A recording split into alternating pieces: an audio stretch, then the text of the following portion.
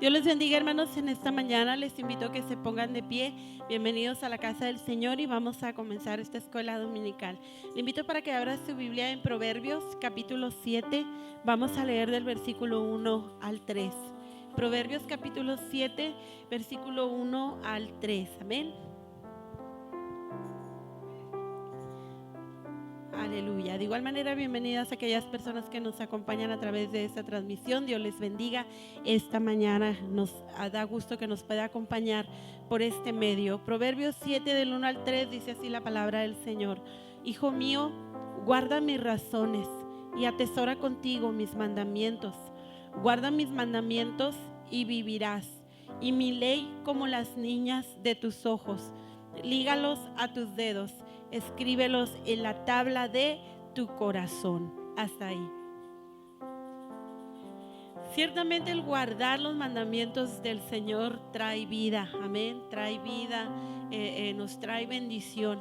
Esta mañana es una bendición poder estar en la escuela dominical porque aprendemos, amén, porque escuchamos y porque eso nos permite poder, hermanos, atesorar esos mandamientos del Señor y escribirlos sobre todo en la tabla de nuestro corazón. Vamos a orar y vamos a dar gracias al Señor. Te damos gracias, bendito Dios, en esta mañana una vez más, Señor, por la bendición que nos has dado de tener vida, mi Dios, de poder estar en tu casa en este día. Te damos gracias, Señor, porque el hecho de estar aquí ya es bendición. En esta mañana pedimos por esta escuela dominical, bendigas a cada uno, Señor, a los maestros, cada una de las clases, las personas que nos acompañan a través de la transmisión, Señor, de igual manera, ahí donde ellos se encuentran. Sea tu Espíritu Santo el que venga, Señor, a obrar, a ministrar en cada una de nuestras vidas. Que tu palabra que va a ser enseñada, mi Dios, podamos atesorarla en nuestro corazón, podamos guardarla, podamos obedecerla, Señor, y así nuestra vida sea bendecida. Que vayamos, Señor, creciendo cada día más. Te damos gracias en el nombre de Jesús. Amén. Así, hermanos, cantamos esta alabanza y después de ello pasamos a nuestras clases. Eres tú la única razón de mi adoración, oh Jesús. Eres tú la esperanza que anhelé tener, oh Jesús. Confío en ti, me has ayudado, tu salvación me ha regalado, y hoy hay gozo en mi corazón, con mi canto te alabaré, te alabaré, te glorificaré, te alabaré, mi buen Jesús. Dile al Señor, te alabaré, te alabaré, te glorificaré, te alabaré, mi buen Jesús. En todo tiempo. En todo tiempo te alabaré, en todo tiempo, en todo tiempo te alabaré. Dile una vez más al Señor. En todo tiempo te alabaré, en todo tiempo, en todo tiempo te adoraré,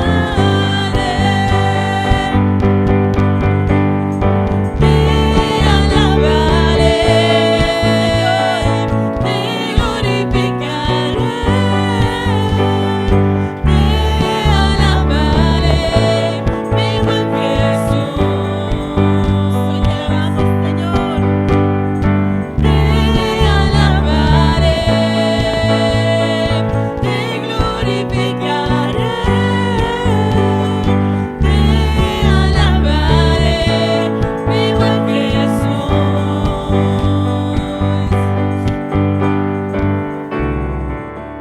Amén. En todo tiempo le alabamos.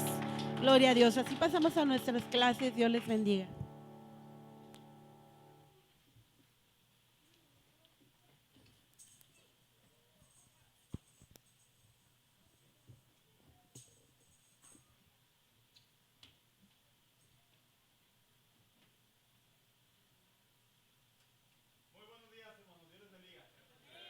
¿Cómo amanecieron, hermanos? Siéntese por favor en esta mañana.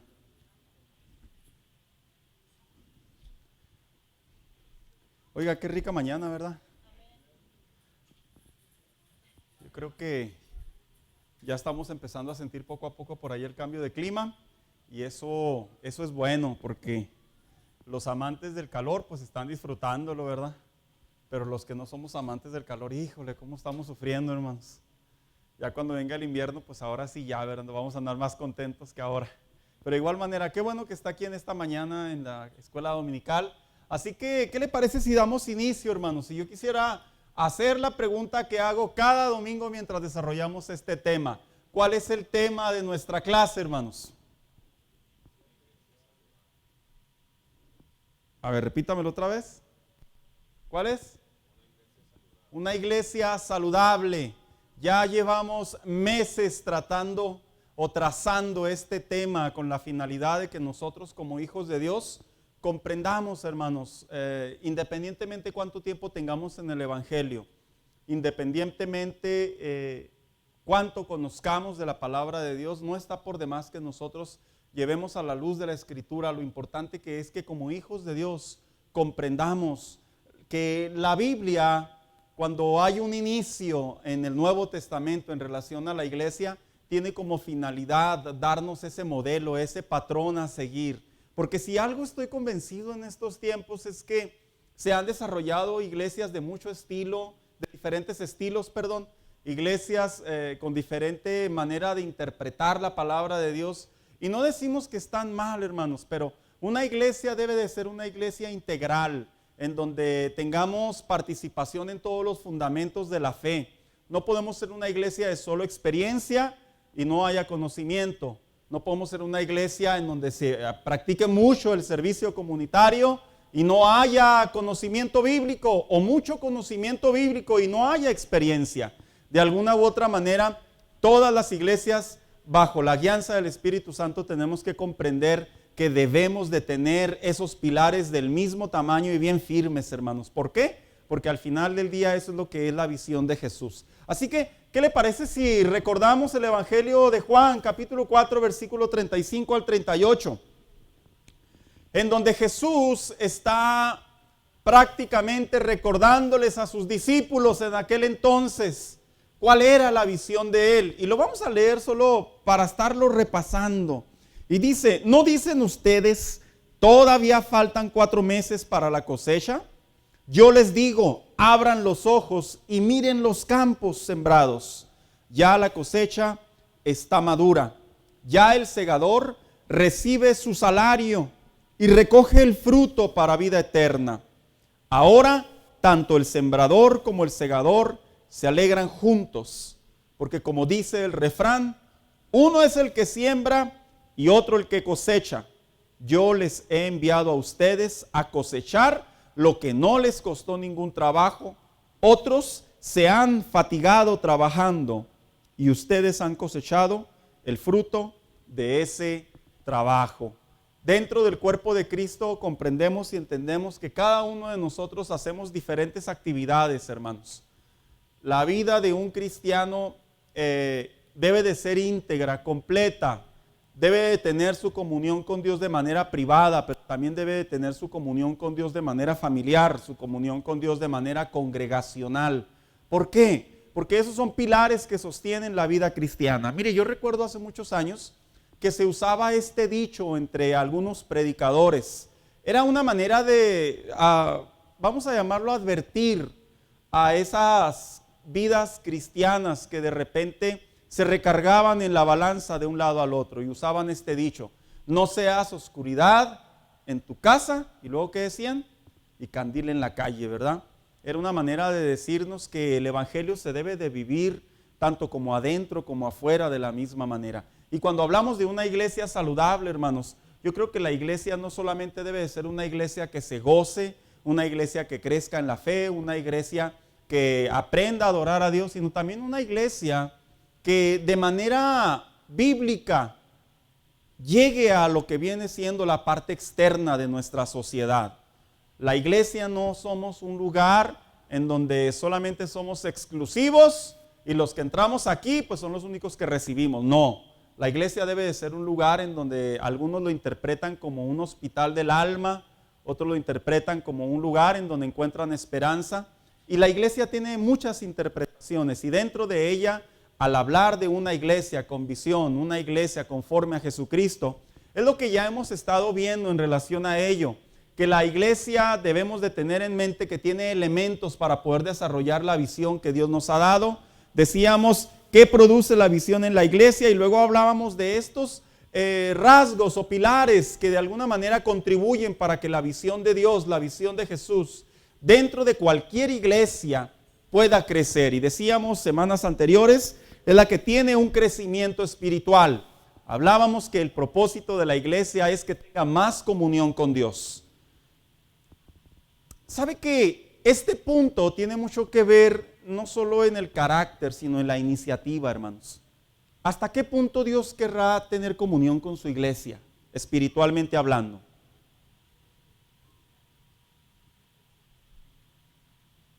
¿Hasta qué punto querrá Dios que su iglesia le conozca, hermanos? Es cierto, no hay medida, hermana Carrera.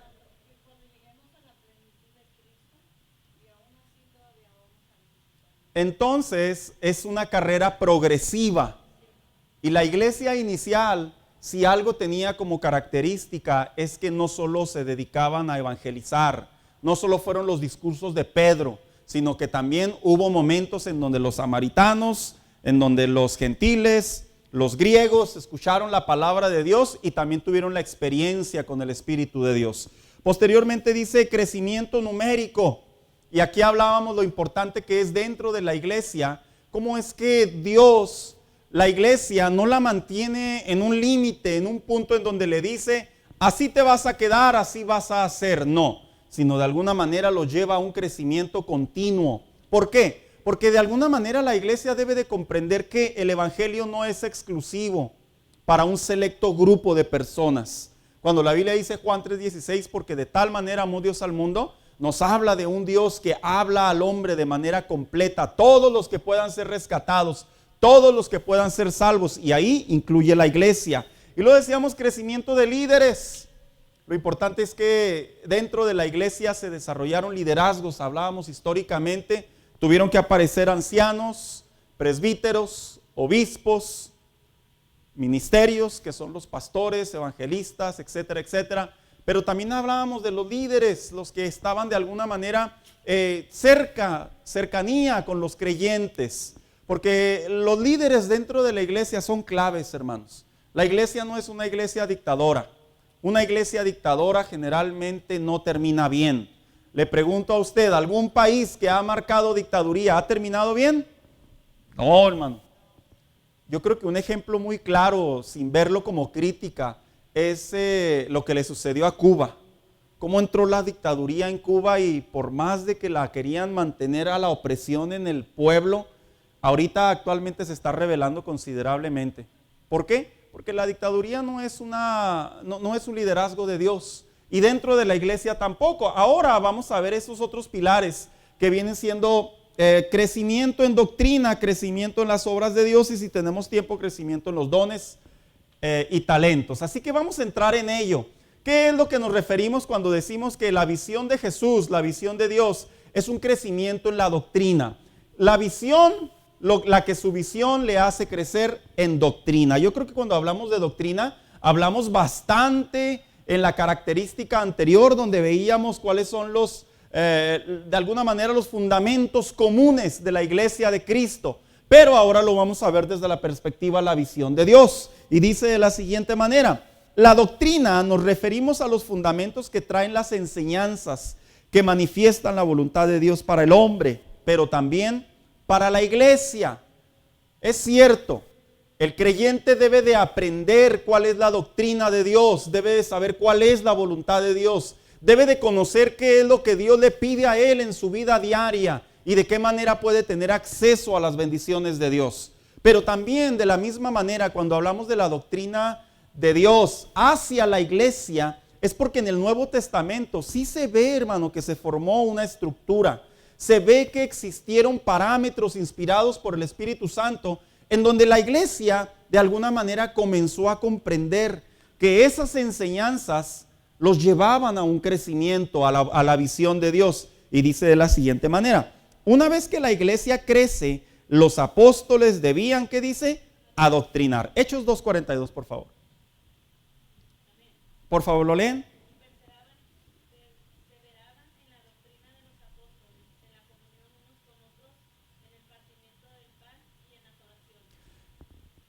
Entonces el que era salvo, el que le entregaba su vida a Cristo, el que encontraba a Jesucristo como su Salvador, y como dijo el apóstol Pedro, ¿verdad? En aquella predicación, ustedes fueron los que lo llevaron a la cruz, y viene ese convencimiento de pecado en aquellas multitudes. No solamente era recibir a Cristo y ya, no. La participación de la iglesia ahora le correspondía adoctrinar, le correspondía enseñar a los creyentes. Y le voy a decir una cosa, hermano. En estos tiempos se ha hecho una especie de par de aguas. Antes las iglesias adoctrinábamos mucho. Había mucho entendimiento bíblico, la iluminación de los predicadores, de los pastores, de los maestros era muy amplia. De alguna manera los cristianos muchos años atrás, que somos el resultado en la actualidad, comprendemos que la Biblia tiene un destino para el creyente y para la iglesia, pero yo me he fijado que de alguna manera ciertas generaciones de un tiempo para acá, el enfoque se ha movido o el enfoque se ha diluido, de tal manera que un ejemplo claro que se está viviendo en la actualidad es lo que está sucediendo en la pandemia. ¿Usted sabía que la historia de las persecuciones de la iglesia a lo largo de los siglos, fíjese lo que estoy diciendo, los siglos, y hablamos desde la iglesia inicial? ¿Usted sabía que la iglesia inicial fue muy perseguida, hermanos? ¿Quién persiguió principalmente a la iglesia inicial? Saulo de Tarso. ¿Quién más? Los judíos, los romanos. ¿Quién más? Los fariseos, los charlatanes, la política, la crema y la nata. ¿Y no le llama la atención cómo es que mientras estos hombres enseñaban, adoctrinaban a la iglesia, a pesar de que la vida estaba en jaque, en juego, no le llama la atención que la gente se seguía congregando, hermano? De hecho, era algo extraño, porque entre más los perseguían, más se duplicaban. De hecho, de ahí viene la famosa figura que usted ve como insignia, el pececito. Ese pececito significa ixoye. En español, claro está, viene del latín, que era una manera en que se identificaban los cristianos, en donde decía Jesús, Cristo, Dios, Hijo, Salvador, en donde se reconocía a Jesucristo como el Salvador. Y se dice que ese pequeño pececito, los cristianos lo tenían como una insignia, como un código. Para donde apuntaba el pececito, allá estaba la reunión cristiana. De tal manera que dice la historia de Josefo, un judío muy respetable, se dice que se tenían que congregar abajo de las catatumbas, hermanos, para poder cantar, para poder alabar, porque no podían estar al aire libre. Eran personas que, cuando nos vamos al trasfondo histórico de lo que hicieron en el libro de los Hechos, los apóstoles, los evangelistas como Felipe y otros más, Bernabé, José, su nombre original, y otros más, hicieron una gran labor que se quedó en el corazón de la gente, y lo llevo a la par de estos tiempos, hermanos. Y la verdad, hermanos, lo digo con todo el respeto y como va, ¿verdad? Hoy en día muchos cristianos están todavía muy alterados y muy desbalanceados en relación a lo que estamos viviendo actualmente. De hecho, históricamente voy a hablar de este país, tengo estadísticas a nivel continente también, pero no en mi caso. Pero este país, cuando entró la pandemia, se dice que más del 70% de los creyentes, mire, hubo dos movimientos muy fuertes. La Asociación Bíblica Americana hizo estadísticas, un pastor muy conocido, Reiner, hizo estadísticas y dice que cuando entró la pandemia, él dice que aumentó el 60% de la gente a acercarse a Dios. O sea, hace que al parecer la gente le tuvo mellizquis a la muerte y buscó a Dios. Pero se dice que meses después la iglesia tuvo un declive de un 70%, hermanos. Y ese declive paulatinamente sigue aumentando. O sea, hace que todavía la iglesia está teniendo efectos muy fuertes. Y cuando hacen estadísticas y la pregunta es ¿por qué? No solo es ver el resultado. Muchos pastores de renombre dicen que una de las causas principales por la que la gente se está alejando del evangelio, aparte de lo que es el neoliberalismo, todo lo que se está viviendo en la ideología en este país y lo que es el COVID, se dice que es una raíz de ellos, es la doctrina. Porque la doctrina no está o muy sólida o no está muy constante. El cristianismo está tan ocupado atendiendo otras áreas de su vida que ha olvidado alimentarse de la doctrina de la iglesia. Así que hacemos esta comparación al libro de los Hechos y estos hombres tenían la capacidad, hermanos, de dar su vida. Mire, dice el libro de Josefo y dicen otros libros también. No voy a hablar de los libros, pero quiero tomar la parte histórica porque es muy pequeño lo que vemos en el libro de los Hechos. Dice que tomaban a las familias y para el entretenimiento de los romanos en aquellos tiempos que eran quienes predominaban, dice que los aventaban a los circos romanos, lo que hoy conocemos como las plazas de toro. Eran grandes monumentos y agarraban a los cristianos en masas y los aventaban a la arena, literalmente a la arena, para el entretenimiento de la adrenalina de los romanos. Y dicen los escritos que se han desarrollado por rollos, que los cristianos estaban de rodillas, caían de rodillas, no por miedo, sino era la manera de decirle a Dios, ya voy a tu presencia, gracias Señor, y eran devorados por los leones, hermanos. Eran utilizados como escudos humanos para las batallas de los romanos. Y es interesante cómo no era solamente por lo que Dios había traído en salvación hacia ellos, era por la doctrina que habían recibido. O sea que era la combinación, el haber entregado la vida a Cristo, pero también haber arraigado una doctrina en su interior. ¿Qué hubiera pasado si los discípulos no hubieran arraigado las enseñanzas de Jesús? Si arraigándolas, ¿qué les pasó, hermano Daniel? Se escondieron.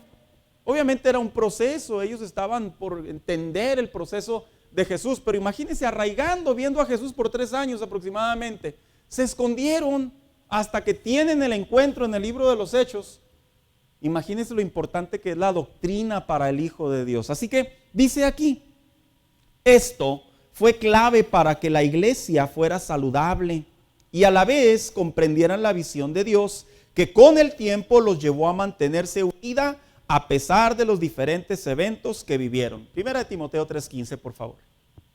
Para que citando, sepas cómo debes conducirte en la casa de Dios, que es la iglesia del Dios viviente, columna y baluarte de la verdad. Aquí el apóstol Pablo le estaba escribiendo a Timoteo, en otras palabras, sobreentendiendo que iba a ir a visitarlo. Timoteo estaba pastoreando una iglesia. Algunos dicen que era la iglesia de Éfeso. Y que estaba pastoreando. Y que por la edad que tenía, a la falta de cierta experiencia, y la edad que tenía físicamente, literalmente, se dice que de alguna manera Timoteo sí tenía ciertos conflictos por falta de madurez. Y Pablo le escribe y le dice así, voy a ir pronto, pero no pierdas de vista que la iglesia, ¿qué le dijo que es? La columna de la verdad. Entonces todo lo que enseñaban los apóstoles era básicamente la verdad de lo que la gente necesitaba escuchar. Así que cuando hablamos de que la visión la hace crecer en doctrina, dice lo siguiente, cuando la iglesia crece en doctrina. Qué interesante, ¿verdad, hermanos? La iglesia crece en doctrina porque asistimos aquí cada culto. Sí, no, ¿verdad? Es una composición. Es parte. La iglesia crece porque hay muy buenos maestros o predicadores, hermanos. Es una composición. Sí, no. Ahorita vamos a entrar en ello. La iglesia crece porque el Espíritu Santo se está derramando aquí en milagros, bautismos y poder, hermanos, en doctrina. Dice que no. Es un conjunto, es una composición, que era algo que en el libro de los Hechos la iglesia inicial lo experimentó. Y dice, es importante remarcar que la doctrina es el génesis que abre la visión de la iglesia para crecer. Y sí lo es, hermanos. Una iglesia que no tiene doctrina, obviamente es una iglesia que sus creyentes tampoco tienen doctrina. Y se transforman en creyentes que pueden, sin darse cuenta, terminar abrazando herejías. Porque una de las cosas que se vive mucho en la iglesia debido a que somos personas almáticas, personas de sentimientos, es que si no tenemos doctrina, la iglesia puede desviarse. De la misma manera, cuando no hay doctrina, no solo la iglesia puede desviarse, sino también la iglesia puede tener inclinaciones a herejías. Así que en aquellos tiempos, como Roma tenía el control, como los judíos se daban cuenta que la iglesia estaba creciendo y creciendo de una manera sobrenatural, los apóstoles tuvieron la necesidad y la urgencia de rápidamente adoctrinar. En otras palabras, poner fundamentos. Y dice de la siguiente manera. Entonces, Hechos 19:20, por favor.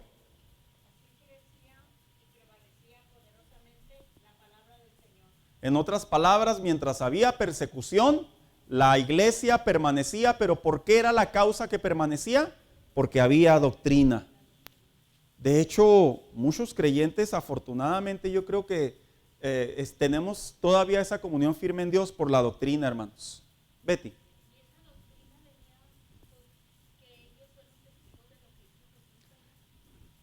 Esa es precisamente la combinación. La combinación que ellos experimentaron, lo vivieron. ¿Cuántos días estuvo Jesús con ellos, hermanos? ¿Sí lo recuerdan? 40 largos días. Imagínense lo traumante que habrá sido para los fariseos saber que el que llevaron a una cruz andaba con ellos. Imagínense lo traumante que fue para el rey de aquellos tiempos. ¿A poco usted cree que aquel rey no se enteró que andaba el que había mandado a la cruz estaba ahí caminando? ¡Claro! Y fue esa composición de esa experiencia, pero también de enseñanza. Jesús vino a traer experiencia a través del perdón, pero también quería que la iglesia comprendiera la visión a través de la doctrina. Dice en primer lugar, cuando la iglesia crece en doctrina, dice, cuando en la iglesia se enseña la verdad.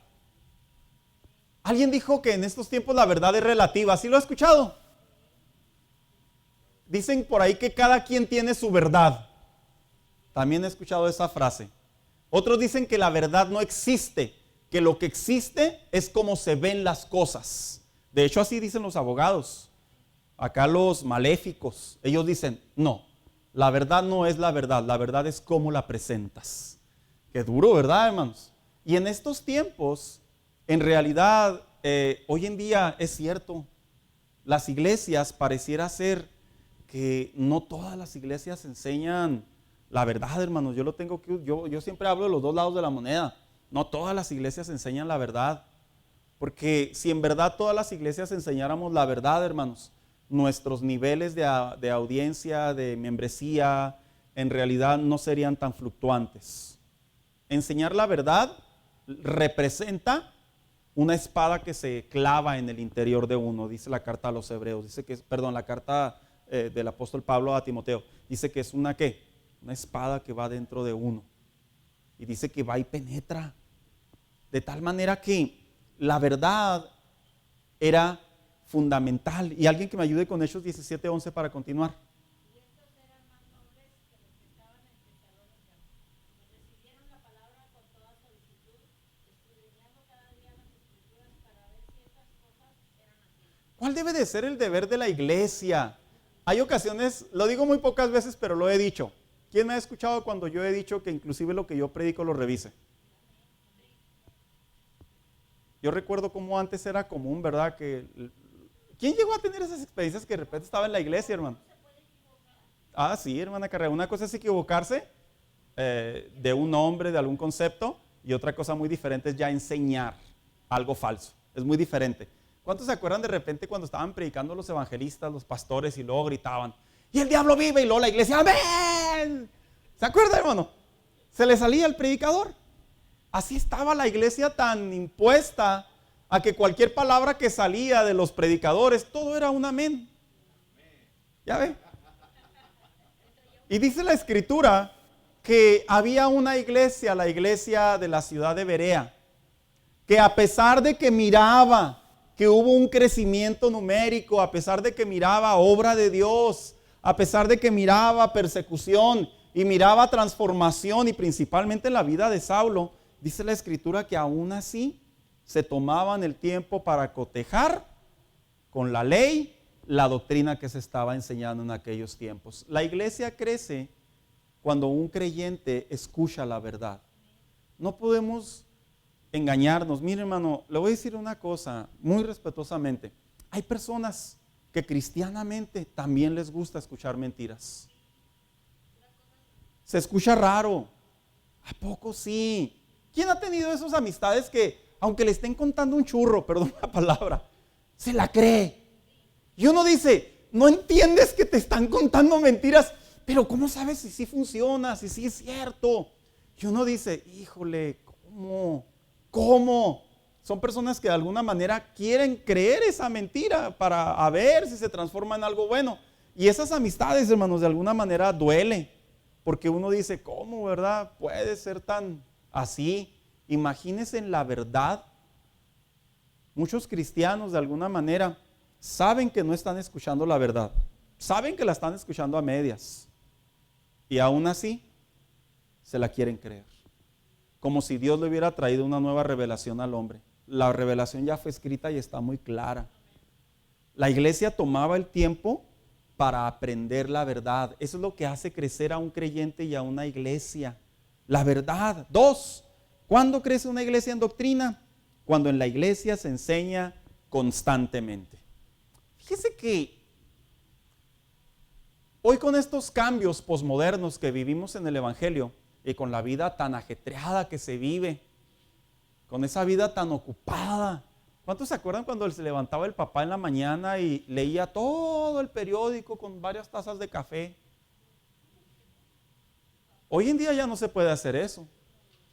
¿Verdad que no, hermanos? ¿O sí? No, ahorita ya uno se toma el café, si uno se lo pudiera untar, uno se lo untaba y se iba. Pero la realidad es que hoy en día ya no es tanto la vida como antes, ha cambiado mucho. Y esta analogía que le presento es muy similar en la vida cristiana. ¿Cuántos recuerdan aquellas iglesias que tenían reunión casi todos los días, hermanos? ¿Sí se acuerdan? Uno decía, y los otros decían, sí, pues el pastor como no trabajaba. Siempre escucho esa frase y yo digo, ay, Señor, ayúdalos. Pero en fin. Y yo recuerdo, hermano, que la gente asistía a las iglesias. Sí asistían, hermanos, en serio. Era una constante comunión y en cada asistencia a la iglesia había un crecimiento de doctrina. Y vea usted hoy en día, las iglesias en promedio en este país, en promedio, tienen 1 a 2 reuniones por semana. 1 a 2, eso se dicen las estadísticas, en promedio. Y el tiempo promedio, en este país, es de 1 hora 15 minutos a 1 hora 30 minutos. A lo más, en promedio. Y alguien diría por ahí, ¿verdad? ¿Eso qué tiene que ver con el crecimiento de la doctrina? Mucho. Mucho. Porque, hermano mío, si yo no aprendo doctrina, entonces, ¿cómo me voy a hacer fuerte en Dios? Hoy en estos tiempos, en este país, en promedio, la Asociación Bíblica Estadounidense, en estadísticas, dice que el tiempo de duración del sermón del pastor, que yo lo violo a todas las de la ley, es 30 minutos. 30 minutos, hermanos. O sea, hace que a mí me pueden crucificar, ¿verdad? Estos efectos de estos cambios posmodernos sí han afectado mucho el corazón de la iglesia. Si usted me preguntara, ¿usted qué cree? No es lo que yo creo, es lo que yo veo en la Biblia. Yo veo en la Biblia que cuando la iglesia inicial se adoctrinaba y la gente se congregaba e históricamente la gente aprendía de la palabra de Dios, ya sea como una enseñanza, ya sea con una predicación, ya sea consejería, los diferentes medios, yo lo que puedo encontrar históricamente es que los resultados eran muy diferentes a la actualidad. Una iglesia que crece en doctrina es una iglesia que está constantemente aprendiendo la palabra de Dios. Lo interesante es que hoy en día tenemos mucho acceso a escuchar mensajes y enseñanzas. Entonces, porque si hay tantos accesos a través de las plataformas, las redes sociales, las páginas de internet, ¿por qué si hay tanto acceso? ¿Por qué de alguna manera la vida de los cristianos, incluyendo iglesias en general, por qué será que no es el mismo efecto, hermanos? Es pregunta, no es retórica. ¿Por qué será?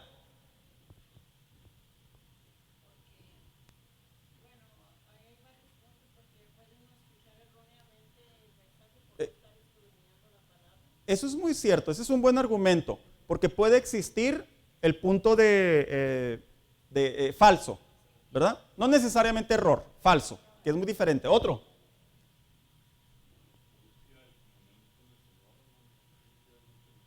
¿En qué sentido, hermano Daniel? Ese viene en el tercero. Yo creo que otro sería la preparación de los pastores, hermanos. La preparación de los exponentes de la Biblia. Ya sea que estemos preparándonos apropiadamente o ya sea en su efecto que estemos compartiendo lo que la gente quiere oír, no lo que la gente necesita. Es como los niños, ¿verdad? Si usted se levanta por la mañana y le dice a su hijo, ¿qué quiere mi hijo? El niño le va a decir pizza. El niño le va a decir cookies. El niño le va a decir, llévame a Golden Corral. Pero si usted se levanta por la mañana y le dice, mi hijo, esto es lo que hay para desayunar, ¿qué cree que va a hacer el niño? Pues se lo va a comer, se va a quejar, pero se lo va a comer. Y más si usted es una mamá de esas firmes que le dice, aquí no hay restaurante, eso es lo que hay, y si no quiere, vaya y agarre algo de refri. Ya va a empezar el bullying del pastor, ya van a decir algunos. No, es que es la verdad. Esa misma analogía me la llevo a la iglesia. ¿Qué es lo que los pastores queremos enseñar? ¿Lo que la gente cree que necesita o lo que realmente la gente quiere? ¿Qué es lo que estamos enseñando? Imagínense que la iglesia de aquellos tiempos constantemente estuvieran hablando de, no sé, ¿qué le parece? De la prosperidad en tiempos de persecución. No, pues la muerte, ¿verdad? La iglesia atendía constantemente que la gente comprendiera aquí y aquí la palabra de Dios. Esa es una doctrina que crece en un corazón. Hermanos, los cristianos no crecen en conocimiento bíblico y las iglesias no defienden la posición en tiempos difíciles, la posición de la palabra de Dios, porque los cristianos somos muy tercos o muy aferrados. Los cristianos defendemos la verdad porque encontramos la verdad y la atesoramos en nuestro corazón, pero para que eso suceda, uno la tiene que estar leyendo constantemente. Por eso dice Mateo 4:4, ¿qué dice por ahí? Que no solo de qué, de pan vivirá el hombre. Ya lo acabamos de leer, gracias hermana Carrera, no solo de pan vivirá el hombre. Entonces, imagínense las iglesias, no es ataque, es enseñanza. Imagínense las iglesias que tienen como común denominador un mensaje de 30 minutos y una reunión en un mensaje de 15 minutos, que esto es cierto y no aplica para iglesias grandes, aplica también para iglesias pequeñas y iglesias medianas, hermanos. Yo las conozco con nombre y apellido. ¿Qué le sucede a la vida de la iglesia? Pues vienen tiempos difíciles y se están desbaratando. No digo que entre más estamos en la iglesia, más estamos firmes, porque es una combinación. Yo debo de recibir constantemente palabra de Dios dentro de mi iglesia, pero también debo de atesorarla de manera personal. Betty. Hablando de iglesias grandes y pequeñas, pastor, es que parece ya no que el pastor no está preparado, pero como que a ver quién tiene más. Bueno, pues eso ya es algo pues muy impresionante, porque los apóstoles no se peleaban. Eso es algo impresionante, ¿verdad? Yo digo que de alguna manera esa competencia que de repente se ve, porque sí se ve, no es sana, no es bíblica, pero al fin y al cabo, ojalá y Dios les haga entender, ¿verdad? Que no se trata de amontonar o no se trata de buscar la popularidad, sino se trata más bien dicho de que el creyente crezca y ahí se da el resto. Siguiente, cuando estudio la Biblia de manera personal, dice que ahí también. ¿Sabía usted que hay promedios que dicen que el cristiano no lee mucho la Biblia? De hecho, hace poco hablé, la semana pasada o antepasada, hablé del último estudio que decía que el 9 o 10% de los jóvenes, hermanos, leen la Biblia dentro de las iglesias. O sea, los jóvenes cristianos del 9 al 10%. Imagínense los jóvenes que tienen más tiempo de pues de ociosidad, ¿verdad? Tiempo libre. No andan como el papá que viene del trabajo bien cansado. No andan como la mamá que está en casa constantemente atendiendo. El joven que de repente pues, va a la escuela, se regresa. No digo que están relajados, ¿verdad? Pero no tienen la presión de pagar un bill, no tienen la presión de tener hijos, no tienen la presión de que ahí viene el del correo y en vez de recibirlo con gusto le da coraje porque ahí viene el colector, ¿verdad? Cosas así. Y dicen que el promedio de los muchachos es tan bajo. ¿Cuál será el promedio de la iglesia, del adulto en leer la Biblia? Miren, yo no le voy a decir que levante la mano porque no es mi intención evidenciar, pero voy a hacer las siguientes preguntas. ¿Con qué frecuencia usted lee la Biblia? No me conteste, ¿verdad? La siguiente pregunta. Lee por lo menos, dijo la hermana Berta hace poquito, un capítulo de la Biblia al día. Por lo menos, cuando yo la escuché allá atrás, yo dije, no, le hubiera dicho unos 4 o 5, para que pues, hubiera más. Y luego, si uno, bueno, por lo menos, ¿cuántos leen 3 capítulos de la Biblia al día? No, pastor, la Biblia es para leerse en la iglesia. La Biblia es para leerse cuando uno viene a la casa de Dios. La Biblia es para cuando uno está en necesidad de abrirla y a leer un salmito y alentarse y animarse. ¡Oh, Jehová es mi pastor! No. Pero la realidad es que Jesús usó unas palabras muy ciertas en Juan 5:39. Dijo, y conocerás la verdad. Dice, mas busca primeramente el reino de Dios. Léalo, por favor, escudriñad las escrituras. Porque a vosotros os parece que en ellas tenéis la vida eterna, y ellas son las que dan testimonio de mí. ¿Saben lo que significa la palabra escudriñar, hermanos? Fíjese que escudriñar no significa buscar, significa estudiar. Es como cuando usted escudriña a sus hijos, los está estudiando, ¿verdad? Así como cuando se iba a conseguir ese novio, esa novia, usted escudriñó, ¿verdad? ¿Qué le gusta? ¿Qué no le gusta? ¿Cuál es su color favorito? ¿A qué horas sale de la casa todos los días a la escuela, al trabajo? ¿Con quiénes se junta? Y lo hicimos esa investigación previa, ¿verdad, hermanos? Y luego, ¿le gusta el verde? Voy a ir con verde este día. Y le voy a decir, fíjate que a mí me gusta mucho el verde. De la misma manera, el cristiano debería de tener ese interés, porque eso hace crecer la doctrina dentro de la iglesia. Y eso ayuda. Y luego dice, por último, dice, cuando ejercito lo que la Biblia me enseña. Santiago 2:17. El conocimiento y la doctrina no solo es la enseñanza, sino es la experiencia, el ejercicio. ¿Quién tiene Santiago 2:17, por favor? Así también la fe, si no tiene obras, es muerta en sí misma. Como el apóstol Santiago tan directo y dice básicamente, si no hay obras en la iglesia, pues básicamente la doctrina no tiene mucho futuro, ¿verdad? Una iglesia crece cuando tiene ejercicios, cuando da resultados, cuando va en un proceso. Eso es fundamental. Y luego se dice lo siguiente, ¿verdad? ¿Qué otra parte es la visión de la iglesia? La que su visión la hace crecer en la obra de Dios. ¿Qué son las obras de Dios? Bueno, dice aquí, cuando hablamos de crecimiento de obras, nos referimos a todo lo que podemos hacer a favor del prójimo y de la casa de Dios. Con nuestras manos, nuestro dinero, nuestro tiempo. Es que son mis manos, es mi tiempo y es mi dinero. La iglesia como organismo debe de apoyar de manera social en sus capacidades a quienes lo necesiten. ¿Será cierto esto, hermanos? ¿Debemos de apoyar en nuestras capacidades a quienes lo necesiten? A ver, escucho, opiniones. ¿Sí será cierto o no será cierto? ¿Me preguntan o me afirman? Sociales. Sí, dice nuestro hermano aquí. Dijo alguien por ahí, ¿verdad? Bueno, pues qué bueno que la iglesia está para ayudarnos, que se moche con una lana, ¿verdad? No, hay que ver en qué sentido la Biblia se refiere a atender las necesidades, pero porque la Biblia sí habla de la iglesia inicial, atendió 2 necesidades. Atendió la necesidad del prójimo, que eran los desconocidos, los extranjeros, que eran los miembros de la iglesia, el cuerpo de Cristo, pero también la misma casa de Dios, que son 2 cosas totalmente diferentes.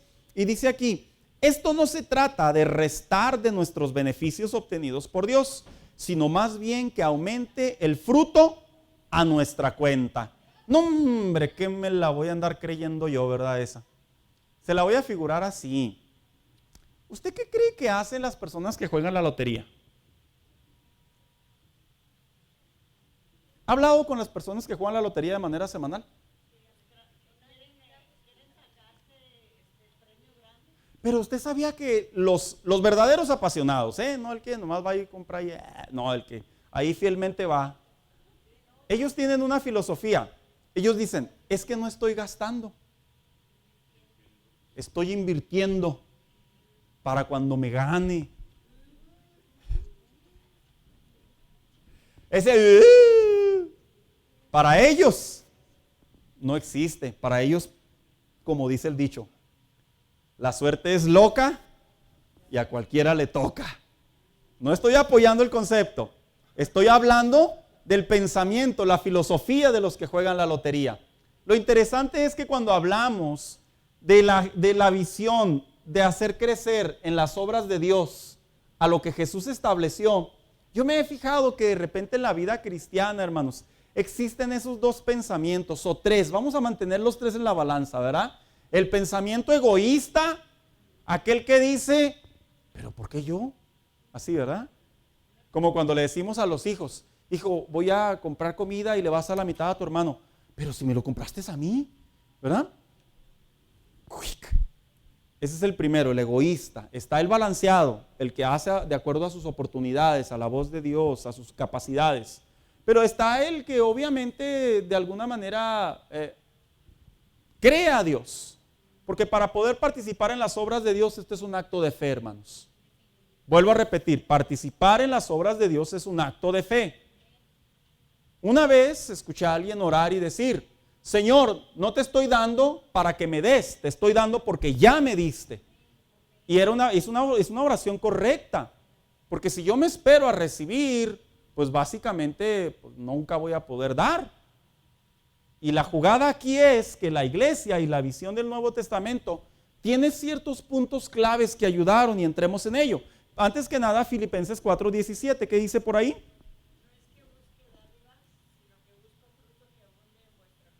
Ahí les escribía el apóstol Pablo a la iglesia de Éfeso.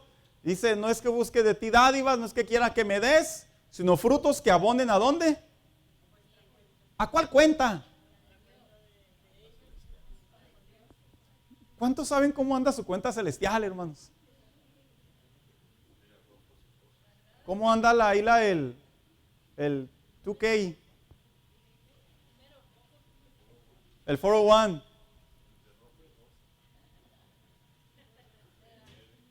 Mande, hermano Daniel. Se debe. Ya se debe.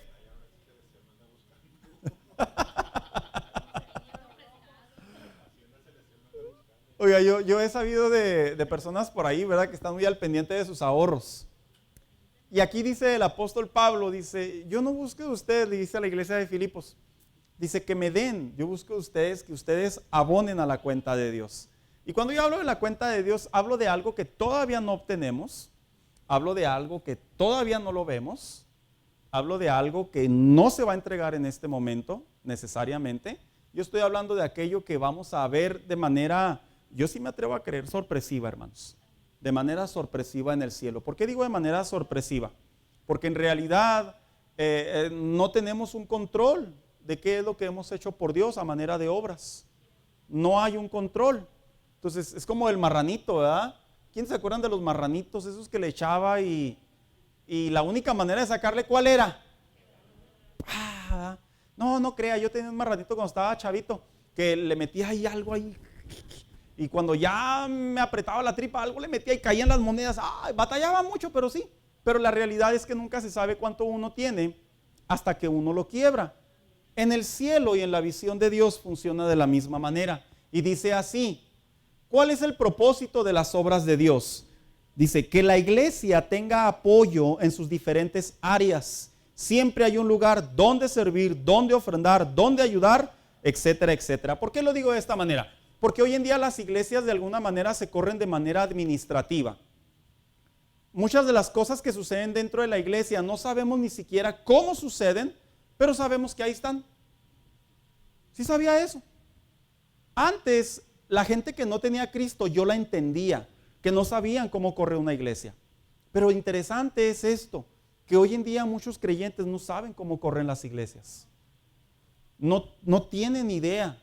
Y la iglesia del libro de los Hechos es una manera, aquí vengo a traerles unos ejemplos, en donde cómo es que la iglesia comenzó a ver las necesidades y las atendía. Dice en primer lugar, ¿cuál es el propósito de las obras de Dios? Bueno, pues que el pueblo, dice, ayudaban con sus pertenencias. Hechos 4:32, por favor. Que está bien descabellante este texto bíblico, hermanos, la verdad.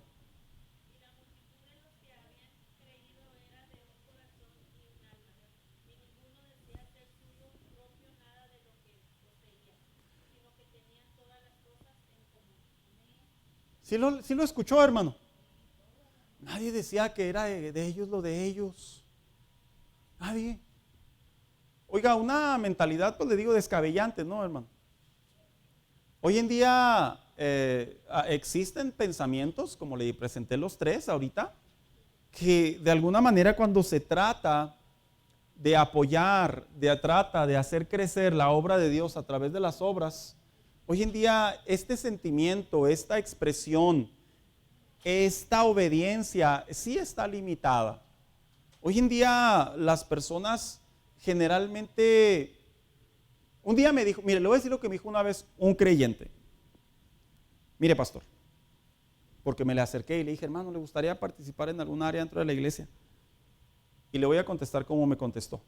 No se preocupe, usted no sabe quién es. Decimos los pecados, pero no los pecadores, ¿verdad? Me contestó así.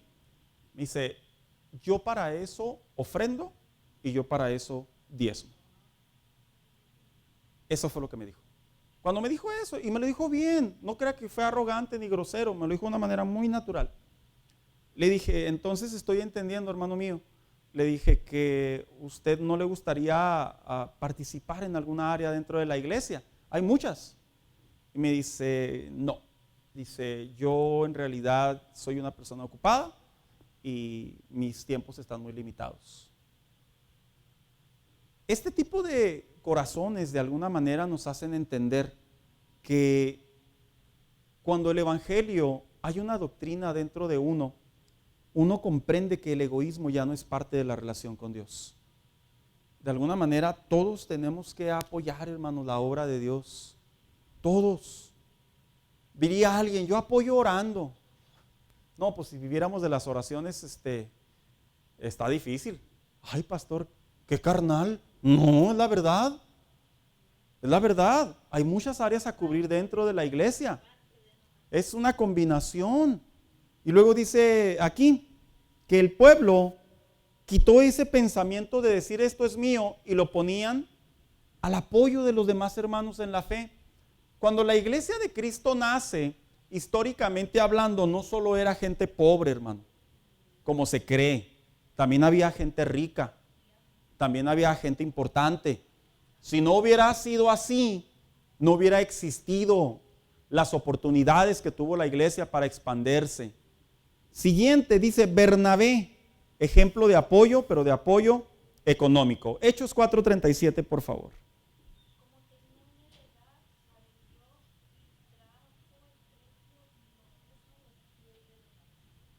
Tenía una heredad y ¿qué hizo? ¿Quiénes han escuchado en toda su larga trayectoria en la vida cristiana algún hermano que haya vendido alguna heredad y la haya entregado a la iglesia? Ahora sí levanten su mano, no se preocupe, esto no va a salir en televisión abierta. Escuchó un testimonio. $5 millones. Era una persona muy rica. Entonces para ella no representaba tal vez mucho, ¿verdad?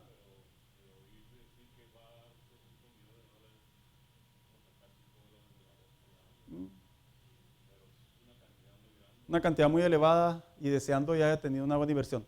Hermano, ¿allá quién más levantó la mano? ¿Quién más ha escuchado de una heredad? Betty.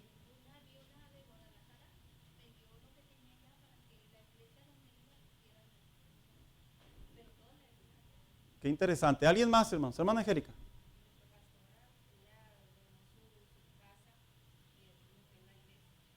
¿Quién más?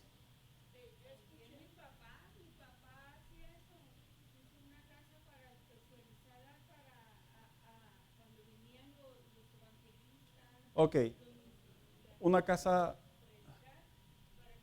de hospedaje. Hermana Carrera.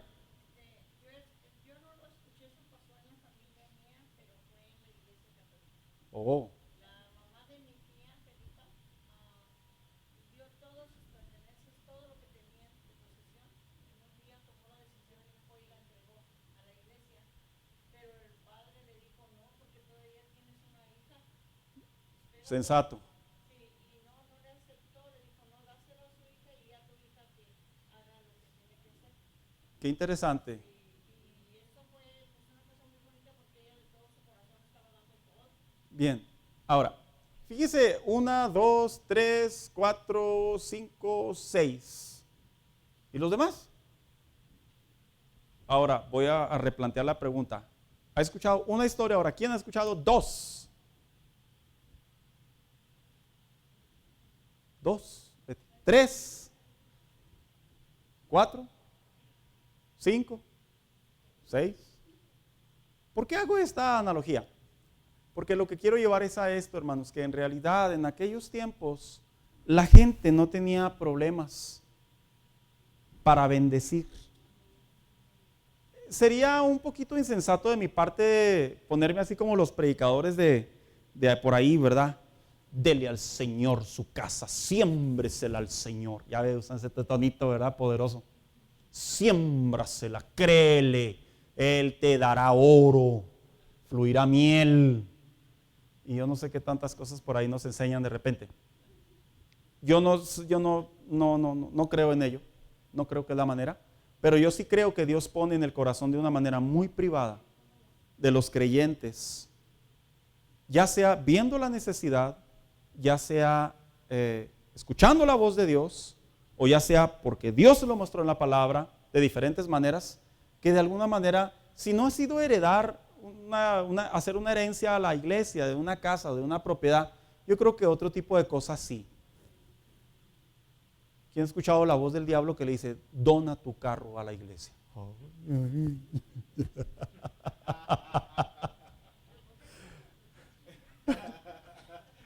¿Quién ha escuchado la voz de alguien que le dice, entrega esa cantidad a la obra de Dios? ¡Ah! Miseria del diablo. ¿Cómo usted cree que la obra crece? La obra crece a través de actos de fe, de actos milagrosos. La obra no crece, hermano mío, de manera regular o normal. Yo me atrevo a creer que todos en algún momento en nuestra vida cristiana hemos escuchado la voz de Dios que nos dice que apoyemos de una manera considerable. En algún momento. Que hagamos hecho caso, quién sabe, ¿verdad? Señor, yo sé que esa no es tu voz, reprendo al diablo y a sus seguidores. Mire, estos puntos, mira cómo son cómicos a veces. Iba a decir algo, hermana Carrera. Dígalo. Ah, ok, ¿escuchó la voz del diablo? Oh. Ah, ok.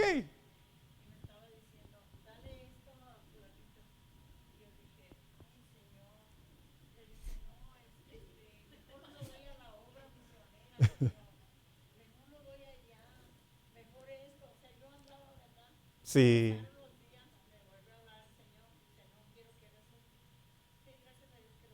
Al último sí. Ah, gloria a Dios, hermana Carrera. Que uno a veces cambia y quiere acallar la voz de Dios, o sea, lo que Dios le está diciendo a uno. Es que la manera en que creció la iglesia no hace mención que la iglesia creció de una manera normal o regular. La iglesia creció a través de actos de fe, que es la obra de Dios. Las iglesias, a pesar, y ya con esto concluyo, hermanos, a pesar de que en la actualidad ciertos ministerios, lo digo porque no se puede tapar el sol con un dedo, ciertos ministerios toman ganancias personales, que está mal, que no es de Dios, que está muy mal. A pesar de ello, hermano mío, yo le voy a decir una cosa, eso a Dios le va a dar cuentas ese ministerio, pero mientras tanto mi deber es escuchar la voz de Dios y actuar como Bernabé.